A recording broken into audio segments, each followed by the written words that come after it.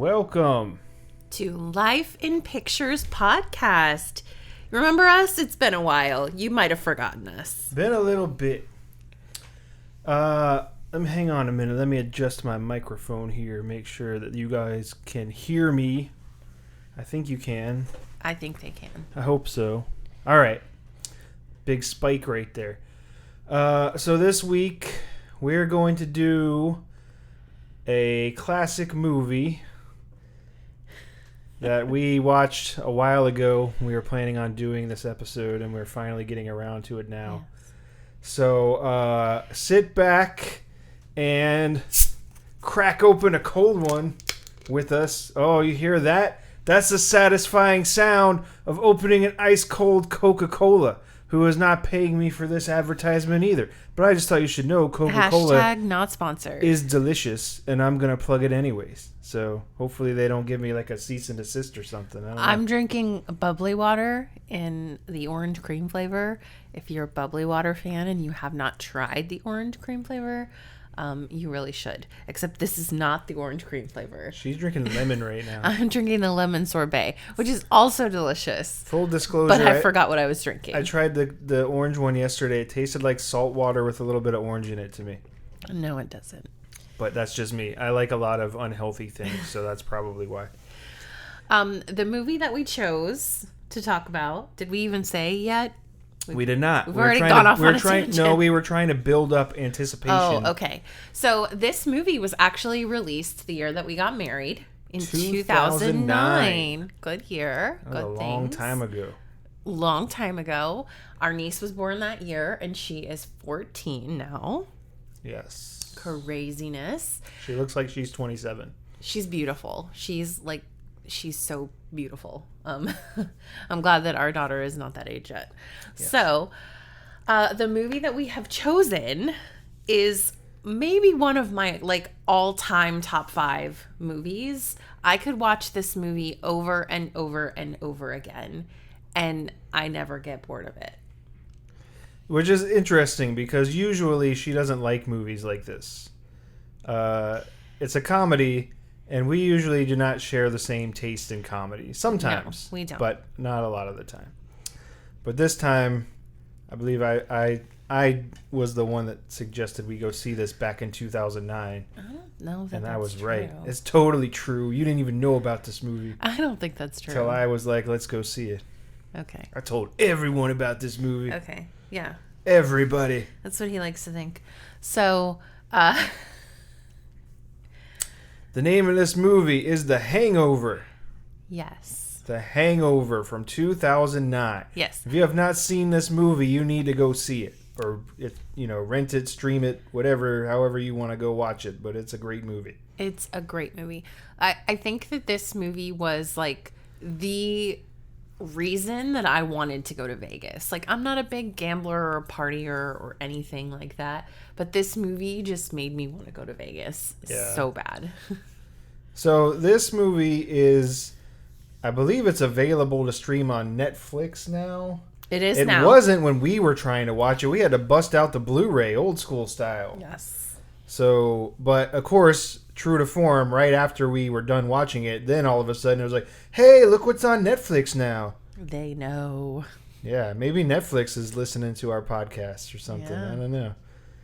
But so most people probably have Netflix or are using someone else's Netflix.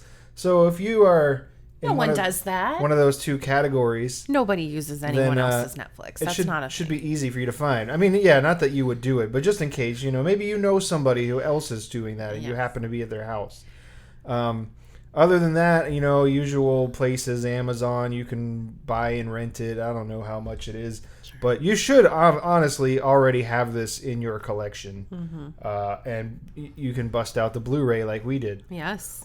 And the Blu-ray presents many, many choices. Yes, it's weird because you sort of forget, or I did, the experience of watching a Blu-ray. And you load it up and it has the previews and then you get to the menu. And then the menu has all of these choices for you. It's not even choices like watch the movie or watch the special features because those are choices. But then it's also which audio stream do you want? You know, do you want the surround sound? Which language do you want? And I believe those options still exist in streaming, but they're not made as obvious to you as they are on the Blu-ray. Which was it? Which was a nice. It was kind of refreshing to have that experience again. Love choices. And one of those choices we made was on the Blu-ray. One of the choices you get is whether you want to see the theatrical or the unrated version. So we chose the unrated version. Yes, because we are wild like crazy like that.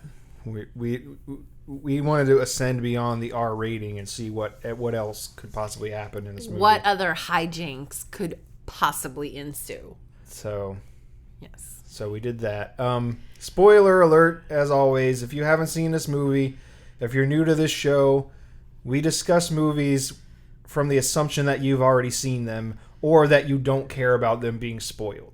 If you do care about them being spoiled, please go watch the movie and then come back and listen to this afterwards. So, spoiler alert, there's a hangover in this movie. Yes. It's a whole situation. So, are we breaking down the plot or are we just rolling with it? Like, do we want to give a little Sure, why don't you give a synopsis? quick synopsis and then we can walk through like our thoughts and things. All right, so a quick synopsis of this movie. There's a wedding that's happening in Vegas. No, the wedding is not happening in Vegas. All right, there's a wedding that is happening and they're going to Vegas for the bachelor party before the wedding happens. Yes. There you go. Okay. All right. So carry on. There are four main characters that go to Vegas.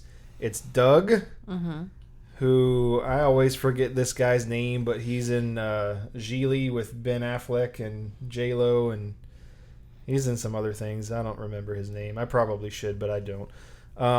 There's Alan, who is played by Zach Galifianakis. Yeah.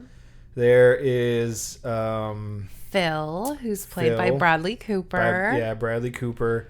And then Stu. Stu is played by Ed Helms. Mm-hmm. Okay. So they go off to Vegas for this bachelor party. For Doug's bachelor party. They have this wild night. In the morning, they wake up in their hotel suite and they notice that Doug is not there anymore. And so basically the rest of the movie is them just like totally hungover, obviously, and trying to piece back together what they did the night before and to try to find out what happened to Doug. And hijinks ensue, and so that they can make it back in time for the wedding. Right, so they can get back, so they can find Doug and get him back so they don't get in trouble. And in the end, they do find Doug and they get back and everything's fine. But the journey there is funny. Yes. So there you go. That's the Hangover in a nutshell. Yes. And they get back and he gets married and it's beautiful and wonderful and amazing. I think the moral of this story is don't go to Vegas 2 days before your wedding. Make it a longer amount of time so you have time to get back in case you get lost on the roof of a hotel. Yes. Yes. So maybe other people took away something different from this movie, but that's what I took away. Also, I just want to say that any movie that begins with a wedding montage is going to be a good movie. You know how I feel about weddings in movies. It's like my thing. I just love weddings so much. They're so good. Anyway. Yeah, so anyway, so like we were saying, there's going to be a wedding. So anyways, so they're showing all what? Go ahead. She has to say something. Go ahead. No, I just wiped my eyes. Oh, you got your eyeliner on your hands now. Now my or your makeup eyeshadow. I don't know all what it over my hands and face. Okay, I thought you were giving me the stink eye because I now have blue sparkly shadow on my fingers. Sorry, we have digressed way off topic. We got like an hour to fill here, folks. So sometimes we got to talk about stuff that's unrelated to the movie. It's just gonna happen. Hopefully you enjoy if we're going to talk about unrelated things. Banter here. So my eyes right now, it's a Sunday evening, and I have very glam eyeshadow on. I did 2 separate looks to practice for the Taylor Swift concert. And so currently, at this time, I have 2 very different eye looks happening that are now apparently very, very smudged. Yes. And no other makeup and hair in a bun. She's going to see Taylor Swift because nothing important is happening at that time. Okay, but whatever. Okay, so Travis's birthday is on a Friday. Taylor Swift is on Saturday. I didn't buy tickets to the Friday show. And I can't control when Taylor Swift comes to Florida. It's not my fault that she chose your birthday weekend to come here. She did it on purpose. She didn't. I mean, obviously. Clearly. Clearly she did it on purpose. So. I know I'm very important to her, and she knows when my birthday is. I mean, obviously. There's no other explanation. But, I mean I'm not abandoning you on your actual birthday. I'm not going to T-Swizzle till the next day. All right. Fair enough. All right. So anyway, back to the story here. So, in the beginning, they're all getting ready to go on this trip. They show Doug kind of getting fitted for the tux. And then Alan, who's going to be his brother-in-law, is also getting fitted for the tux. And you sort of learn that Alan's a little bit of a eccentric personality, I guess is maybe a nice way to put it. He's special. Yeah, he's... And he's the bride's brother. I don't know. I can't remember her name. Do we even know her name? I don't know. I think you do, but I don't remember. So Alan is the bride's brother, and yes. Doug is kind of... stuck with him, I guess, but he's very nice to him. Yes. You get the sense that maybe Alan doesn't have a lot of friends. So he's excited to go on this trip with his future brother-in-law and his friends so he can kind of fit in, so to speak. And then you see that happening. You see Bradley Cooper is a school teacher. And so he is hustling his students for money to go to Vegas with, telling them that it costs $90 to go on their field trip. Cash only. Cash only. And then he takes the money and puts it in this envelope that's marked Vegas. and he doesn't talk to the kids when school gets out. Then one of them doesn't have the money, and he's just like, how much do you have? Just give me that, and we'll call it even, which is great. And, so they go to pick... He gets picked up by Doug and Alan... And in the father-in-law's super fancy car. And then they go to get Stu. And Stu is this dentist, and his girlfriend is very controlling. And so, they're kind of busting his balls about that. And at some point, somebody calls Phil. And I don't remember how they end up with his voicemail. See, some of this is my fault. Because we didn't watch this. Usually we try to watch the movie right before we do the podcast. And this time we watched it a few weeks ago, and we have our notes here, but I don't remember everything we were thinking or whatever. But I remember his voicemail says, "Don't text me because it's gay," which was funny, but it's an example of the kind of things that you probably wouldn't see in movies now. Right. It didn't really age well. Plus, nobody calls anybody anymore. You would for sure text. At that time, texting was still kind of new. It wasn't new in the sense that it didn't exist before, but it was I feel like a lot of people weren't really doing it up until around that time. Yeah. It was at least in my experience, I remember it being a thing at in the early 2000s. But I also remember it being yes, you can do this, but if you do it, it costs 10 cents per message. Yes. So people didn't really want to do it like they do now. Yeah. Because you would rack up a bill in no time. So at this point in time, I think it was maybe they had finally started becoming a little more affordable or being included in plans like they are now. Mm-hmm. So, or at least having an option to include it in the plan. Which now it's now you can't imagine not having texting. You have unlimited texting and unlimited calling. It's just assumed. It's the data that's going to have a cap, which probably really wasn't that much of a thing back then. Yeah. Also, they do a montage of the Vegas Strip, and you can clearly see that there are buildings on the Strip that are under construction at that point in time. And we were kind of wondering, what are those? Yeah, I tried to look it up, and I couldn't really find any conclusive answers to that. So I'm sure somebody out there knows. Maybe you know. If you do, why don't you hit us up on our social media accounts at Life in Pictures Podcast on Facebook. Someday I'm going to remember all of these handles. I believe it's at Life in Pics Pod on everything except for Facebook and Instagram. So there you go. If you know, let us know, because we don't know. What were they building on the Strip in 2009? Yeah, it'd be interesting to know. Because well, maybe even like 2008. Yeah, I mean, I guess, you know, whenever they were filming it, yeah. So, questions. What happened to the guy that played Doug? I don't know. I mean, I feel like he's been in a few things, but... It's interesting because this movie was such a huge career jumpstart for Bradley and Zach and Ed, but I mean, I don't even know the guy that plays Doug's name. Yeah. And you pointed out something.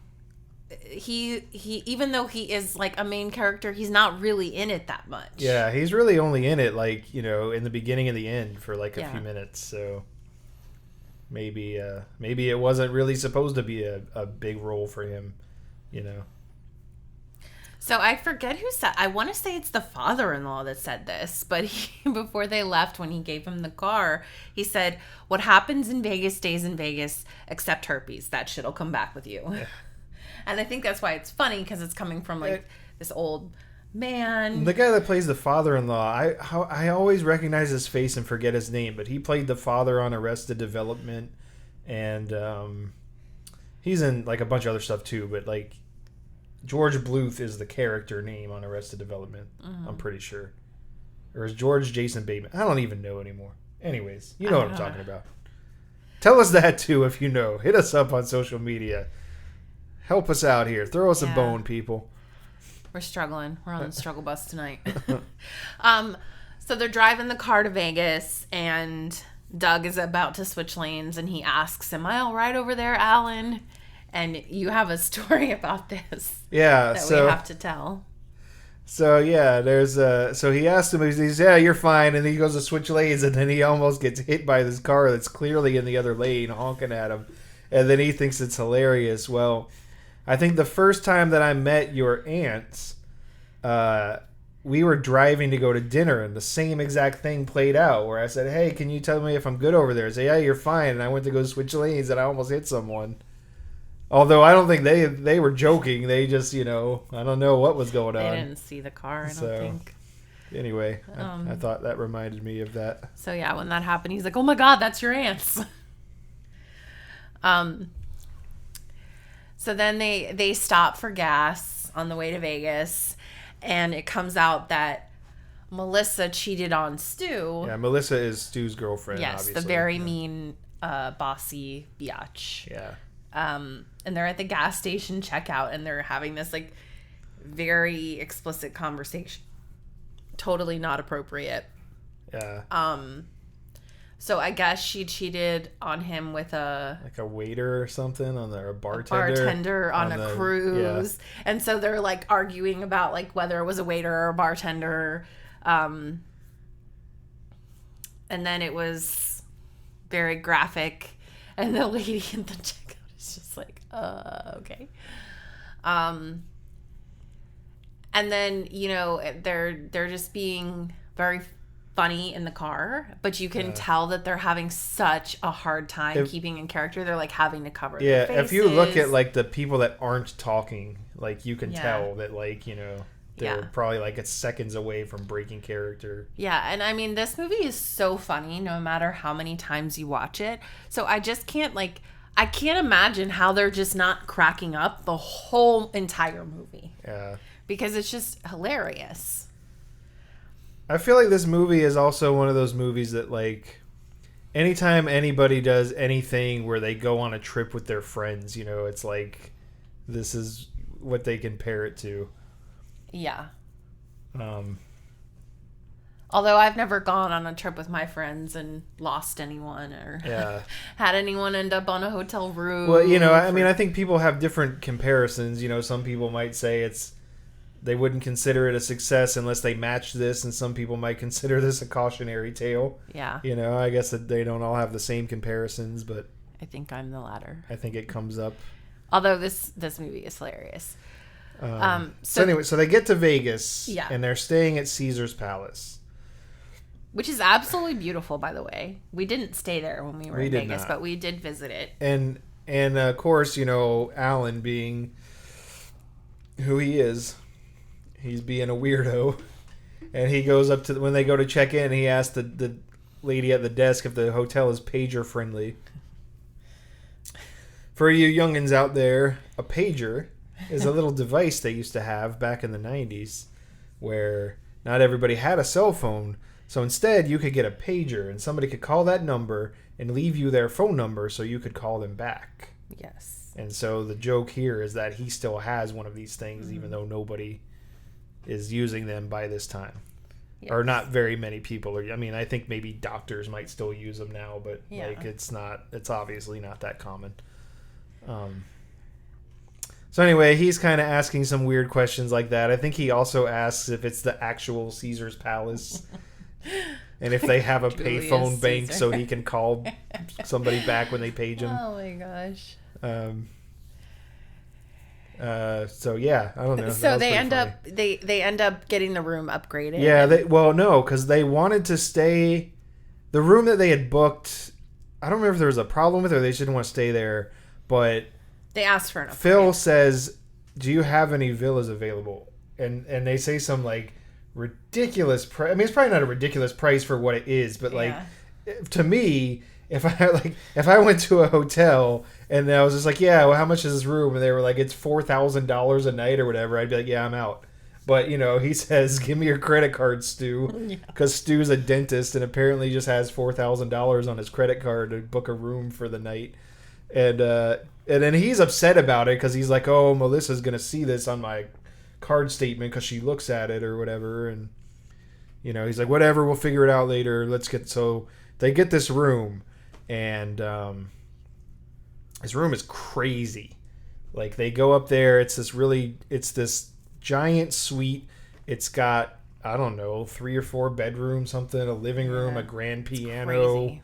Beautiful, all kinds of flat screen TVs, which at the time, flat screen TVs were like a big deal. Yeah, it wasn't like it is now, where you just everything is just by default that way. It was, if you had a flat screen TV, that was thousands of dollars back then.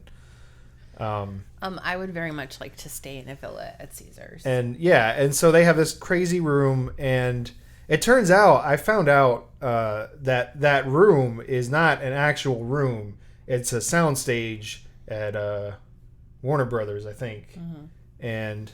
You know, which is, I mean, not that that's like super surprising, but like I was just kind of wondering, like, is there actually a room like that at Caesar's? And apparently they did not film that part in a room like that at Caesar's. They filmed on a soundstage. But there is a room like that now.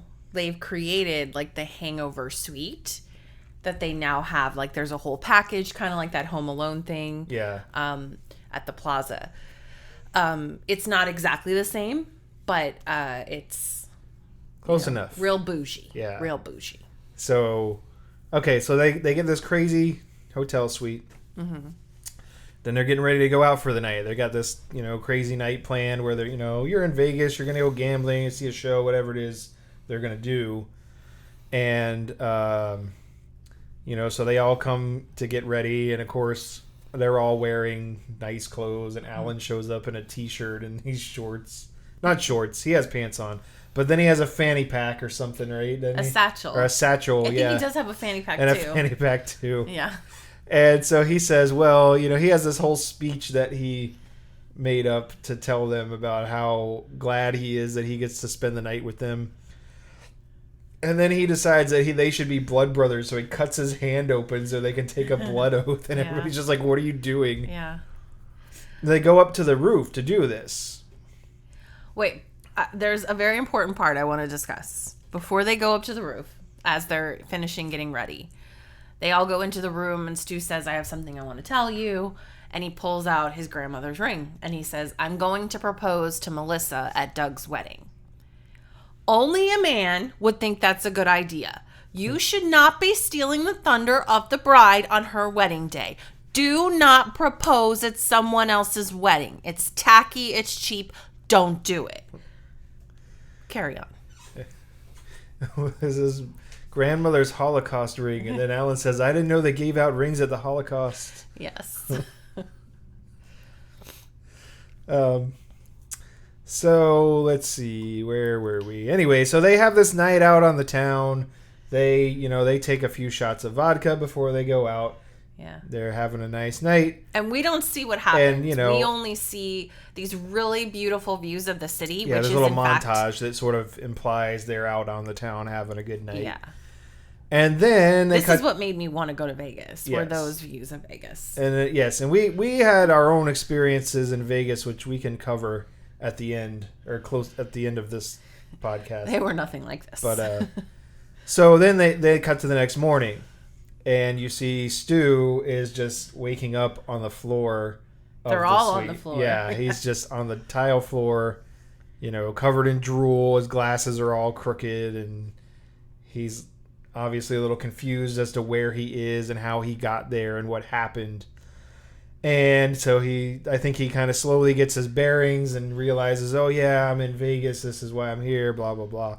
Gets up to go to the bathroom. And then while he's in the bathroom, he realizes there's a tiger in there. Isn't it Alan that goes to the bathroom? Or maybe it's Alan that goes to the bathroom. I think it's Alan. All right, I don't know. Watch the movie. Help me out here. He's an old man. He forgets. There's a tiger in there. And so he comes out and he goes, Bill, do not go in the bathroom. There's a tiger in the bathroom. And of course they're like, okay, crazy. So he goes in the bathroom and he sees that there's actually a tiger in there. He's like, oh shit, there's a tiger in the bathroom. Which is also funny because Alan's number one priority is making sure Phil doesn't go in the bathroom. Because he so desperately wants Phil's approval. Yeah. But, questions that I asked, like, you see that this suite is absolutely destroyed. Yeah. Like, I don't know what they did to it. And they're all sleeping on different parts of the floor. Yeah. There's a chicken running around. There's a tiger in the bathroom. Like, what the hell did these boys do? Yeah. You see Heather Graham just leave before they wake up. I don't know if you know it's her yet or not, but you see a woman leaving. And so anyway, they all kind of wake up after the tiger thing, and what happened last night? What are we doing here? They're trying to piece it together. Stu realizes he's missing a tooth. The dentist missing a tooth. Yeah. Yeah. He says he looks like a nerdy hillbilly because he's got his glasses on. And, then they realize that Doug is not with them. Now, nowadays, if this happened, theoretically, your friend probably would have a cell phone on them that you could call and you probably, or text or whatever, maybe eventually you would get a hold of them. Well, back then, it wasn't that like cell phones weren't a thing, but it's kind of like texting where it was like, it wasn't like everybody had, they were starting to get a little more popular to where more and more people were using them, but it wasn't the way that it is now where it's just sort of assumed that everybody has their own cell phone on them at all times. Mm-hmm. So anyway, they figure out Doug's missing, and then they decide, well, we got to figure out what happened and go find him. Then they find there's a baby in the closet. Questions. Nobody knows whose baby this is, so they take it with them. They're taking the elevator down to the lobby, and Alan has the baby in a baby carrier. I don't know where he got this from. Where did the baby carrier come from? Yes, but. Maybe whoever brought the baby. Maybe Alan had it in his satchel. Who knows? I don't know. And then we find out that he named the baby Carlos. He looks like a Carlos to me, which the baby does not look like a Carlos at all. Blonde, blue-eyed baby. So when they're going down the elevator at the hotel, you can clearly tell again that they're like trying not to break character. They're really trying not to laugh. But the lines in this movie are just so freaking funny. I can't even imagine how many takes they had to do. I'm pretty sure at one point, I don't remember if it's when they were going down or when they were going up. I think it might have been when they were going up to the room there's a guy that's like hooking up with a girl in the elevator, and he's trying to imply like don't get on. He's like, oh, we're going the other way from whatever they were trying to do. And then Bradley Cooper's like, yeah, whatever, we're cool, and they just get on. I'm pretty sure that the guy that was in that scene is the director of the movie. Oh, okay. So then they go to get the car. The car rolls around. It's not the father-in-law's car. It's a cop car. And, Phil's like, just be cool, get in the car. And they start to try and piece together where they were the night before. And they find out that they had been at the hospital because he's wearing a hospital bracelet. So they go to the hospital, and they're just, all of them are just in this exam room with this doctor while he's examining this old man. What? And I know it's a comedy, but, that doesn't happen. Yeah. They're never going to let a bunch of random dudes go into an exam room in a hospital. So from there, they get to the next place, which is the best little chapel, and then they find out that Stu got married. Yeah, and he got married to Heather Graham, who was the woman we saw leaving the suite. Her name was Jade. Yes. And she's a stripper. And the baby, and Carlos is her baby. Carlos is her baby. His name is not Carlos, but we don't know that yet. So they had purchased the high roller package, so they got all these hats and mugs, and there's all these pictures of Stu with missing tooth, and they see that Doug must have been with them at that point in time because he's in the pictures. And the guy that's running the chapel is the kid Brian Callen. And he's a funny guy. He's an actor. He's a comedian. You probably know him from Mad TV, if you're old enough to remember Mad TV, or The Hangover for that matter. He's a good guy. Anyway, he plays the part of Eddie, the chapel proprietor. Which also, this chapel is not a real chapel. This is a chapel they made up for the movie. It probably is now, though. So if you're trying to go get married at this chapel, maybe it is now. I don't know, but apparently when they made the movie, it was not. Yeah, it was fake. So these gangsters show up and they start shooting, and they end up shooting Eddie, and they scream, "They shot Eddie!" It's so funny. The timing is so spot on. Everything, it moves at this pace that just keeps it funny the whole time. Yeah. Then I guess they get arrested. They get arrested because they stole the cop car. Right. And they figure they get found out, I guess. And at Jade's. Yes. And they get brought into the station. And this was a little bit of a sad cameo for me because Brody Stevens was the guy that played the he was doing something in there where he brought him in. And I don't know if you know who Brody Stevens is. He was a comedian, and he killed himself. So that's very sad. He was a good guy. Well, I say he was. I didn't know him, but from what I hear, he was a good guy. He seemed like a good guy to me. So I was sad when I found that out, and I was sad when I saw him in the movie because Anyways. So they get arrested, and there's kids at the police station, and they're literally like it's a classroom of children that are taking a tour of the police station. And Rob Riggle is one of the cops, and he's very funny. And so they bring them into this room. They're like, okay, we'll let you go, but you have to participate in this activity. And so they're like, sure, okay. So they've set themselves up to be tased. So Alan volunteers to go first. Rob Riggle says, not you, fat Jesus. Come on, pretty boy. Yep. And so they get Phil first. And and then they have these kids practice tasing people. Yeah. And this one kid has been having kind of a feud with Alan. And so that kid gets to tase Alan, and the taser doesn't phase him. He just keeps walking towards him, and they have to tase him 2 or 3 times. Like a zombie. To go down. And a funny side note, that the kid that tases him is the spitting image of a friend of mine that I have. I can only imagine that's what he looked like as a child. I'm not going to say any names, but... So then they get to go pick up the car, and Alan is talking about how he was so upset when his grandpa died. So Phil asks, how did he die? And Alan says, World War II. And this gives me, so it's not funny, but our daughter was a baby when my father-in-law passed away, but she will find any opportunity to start crying about how much she misses her grandma. And it's really not funny, but like she's ridiculous. Like anytime there's a sad song or like anything, she's like, this song reminds me of Grandpa.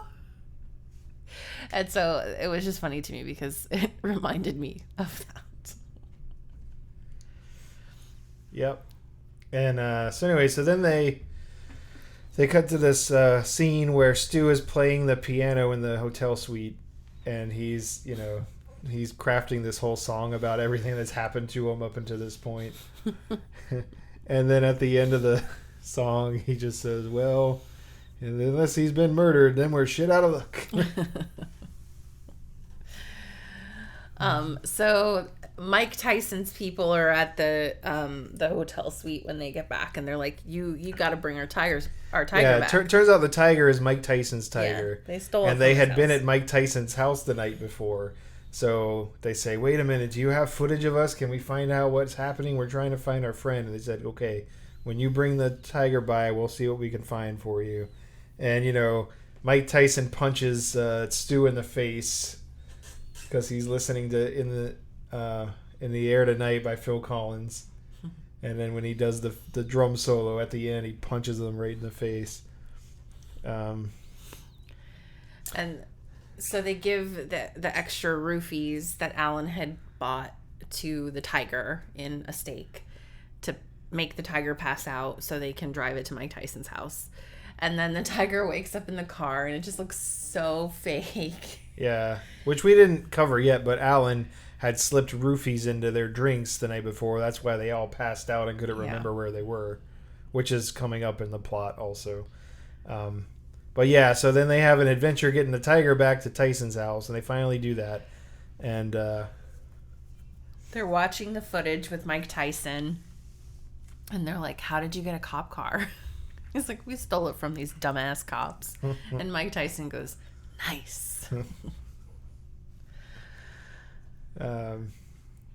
So then, all right, so I'm trying to remember how these events played out, because then they had to go, they had this scheme to win money back. Did they have to pay Tyson? Was that what it was? No, it's not Tyson. It was Ken Jeong. Oh, okay. So, right. Okay, this is what happens. Now I remember. Yeah. So it turns out that those thugs that caught up to him in the chapel, they have kidnapped Doug, or they say that they have kidnapped their friend, whose name is Doug, and that they're holding him for ransom. And, of course, they don't have the money to pay this ransom, so they come up with this scheme to go count cards in the casino and win all this money to go get their friend back. Then it turns out that Kim Ji-young is like the leader of all of these thugs. And when they finally go to meet up with him, it's another guy named Doug. And then it turns out that he's the guy that sold Alan the roofies the night before. And Alan thought he was buying ecstasy, and they were roofies. Yeah. And then Kim Ji-young is just kind of over the top. I thought he's hilarious, but one of the things that he says when he leaves, he just goes, "So long, gay boys." And I always want to say that at the end of the day when I'm leaving work, but I also don't think people would get it, so I don't. But anyway, I always thought that was funny. So then they finally figure out that Doug is on the roof at the hotel. So they run back to the hotel and they go up to the roof and they find him, and he's so sunburned because he's been up there for days. Yeah.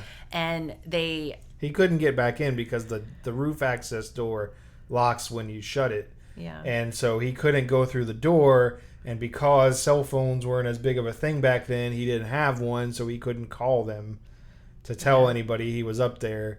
I mean, I guess maybe theoretically he might have been able to just, go up and to the edge and start waving his arms if somebody saw him or something. But apparently he did not do that. So, so they're rushing back to make it in time for the wedding, and it's very tense because are they gonna make it? Is this wedding gonna happen?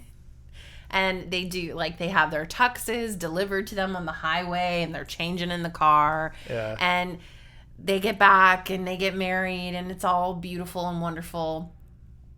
And then the wedding singer is singing Candy Shop. Yeah. At the wedding. The 50 Cent song. At the reception. Yeah. And, very, a mellow music version of it. Which I think that guy is, a real band. Or I don't know, he does comedy songs. He's a comedian or something. I've seen him before, and I can't quite place where it is. His name's Dan Finnerty, and I'm pretty sure the name of his band is the Dan Band. Anyways, little plug out there. Yeah. Now me being the guitar geek that I am, I always looked at the instruments they're playing, and the guitarist at the wedding has a Les Paul Custom and a Parker Nightfly. Now, you don't really see the Parker guitars that much anymore, so I thought that was kind of cool that, you could see it there.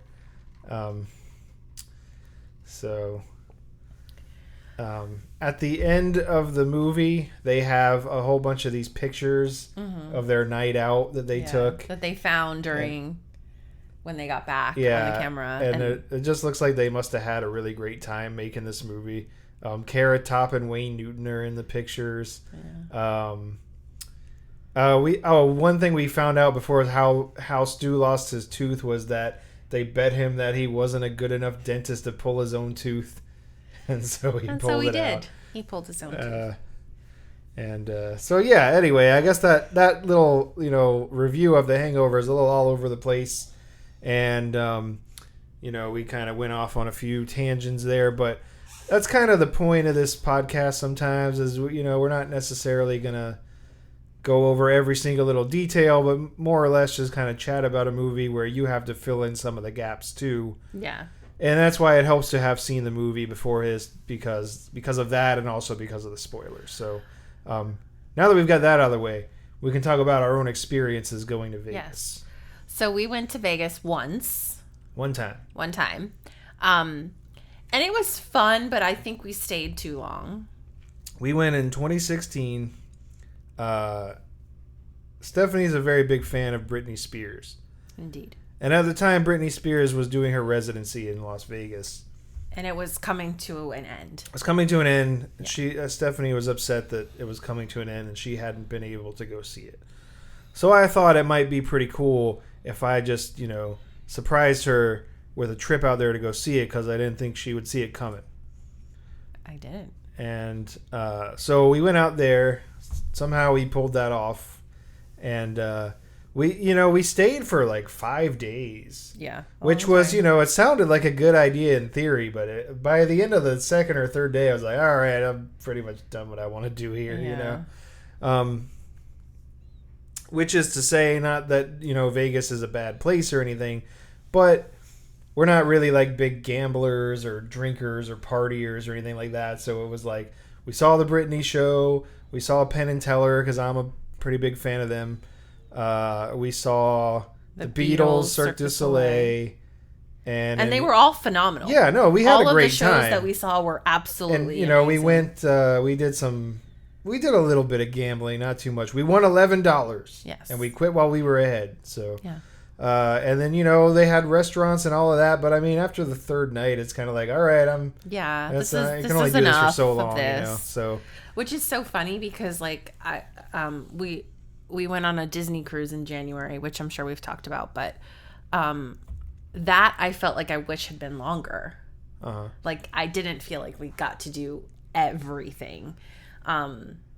So maybe it just depends on your preference, but I feel like Vegas is a weekend city. Yeah. Go for a couple days, do a couple of things, bye. And it probably depends on what you're trying to do when you go there. If you are a person that enjoys gambling and enjoys going out to clubs and things like that, then you might have a better time staying there longer. But, well, I don't know. I mean, your wallet may not have a better time. But that's not the reason we went. So. Yeah. But yeah, we had a good time. We stayed at the Luxor. Yeah, it was we nice. took a limo over there, big timing. Yes, it was great. Did from the airport and back. It was like the same price to take a limo as it was to take a taxi. So why not? Makes you feel important. Yeah, get out of the limo. You gotta. The one thing that was like so creepy at the Luxor was because it's shaped like a pyramid. The elevators went up like on a triangle.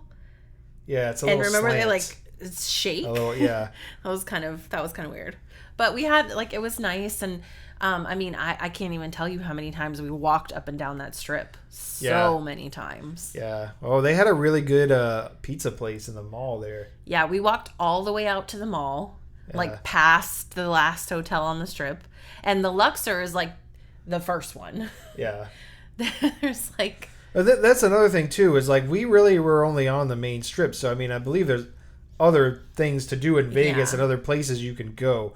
So I mean we probably could have gone and done other things. Yeah. I'm not trying to say that it was a bad time. No. I'm just saying, we had a lot of fun. It was a lot of fun. But just like it just felt like, okay, I could go home like 2 days before we actually. To be fair, that's kind of how I feel when I go anywhere. Like it's fun for a couple of days, and I'm like, yeah, I'm good. You didn't want to stay longer on the cruise? I don't know. I mean, I could have, it's all right, but it's sort of like when we've been to like New York City, and I'm like, okay, this is fun for about 2 or 3 days, and then I'm good, Yeah. So that's fair. So anyway, The Hangover is the first of 3. There are 3 of them. And I gotta tell you, I don't remember anything about the sequels. I remember the third one I thought was better than the second one. Like I don't remember the plot the second so much, one they go to like Shanghai or something. I think it's Thailand.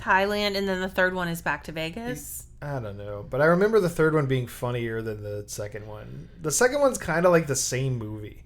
And is Doug in them? I don't remember if he's even in them. Remember. I guess we'll have to watch these other 2 to. Maybe this time, if we do an episode on them, we'll do it closer to when we watched it. So there's not so much like, oh, yeah, that happened or something. I don't know. And I mean, we've seen the movie many times. It's just, it's hard to remember. Hopefully by now you guys have seen it many times too, and you kind of know what we're saying. Yeah. Or if you haven't, then go watch it and check it out and form your own opinions. Because another point of this show is to maybe, if you haven't heard of these movies, go check them out for yourself and see if you agree with our assessment here. I really, really, really want to see Scream 6, so I'm hoping that the next movie we do is Scream 6. Yeah. Putting that out into the universe. I have a lot of movies I would like to do. I mean, I think we've covered this, but we watch movies quite frequently. Yes. And there's just so many that I feel like the possibilities are endless. I've heard good things about The Whale. That one, I would like to see that too. I'm glad that Brendan Fraser's Fraser. back. Mm-hmm. Like I've always enjoyed his movies. I guess that's kind of about it. That's it. Yeah, that's the. We could keep talking to you, but you're probably tired of hearing us talk. The totality of The Hangover. Well, we're under an hour here, which I think is about the limit that I try to do for these shows. Is between a half an hour and an hour seems to be a good amount of time.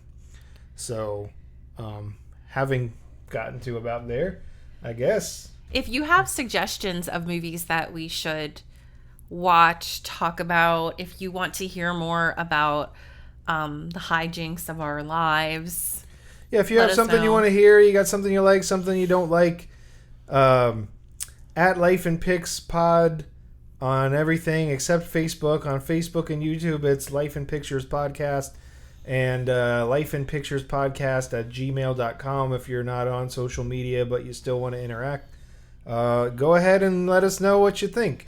And if you enjoy what you hear, go ahead and leave a like and a review on Apple Music or Google Podcasts or wherever you listen to this show at. And, let somebody know about it. And I guess if you don't like it, you can do that too. I'm not trying to skew the results here, but I think I prefer the positive reviews. Same. So only good vibes over here. But it's the internet, and you're free to do what you want to do. So go out and do it. Okay. But yeah, anyway, we will be reviewing a lot more movies to come, hopefully on a more regular basis. We're going to try. But okay, that's it, I guess. Until next time, thanks for joining us, and we hope you've enjoyed your show. Bye!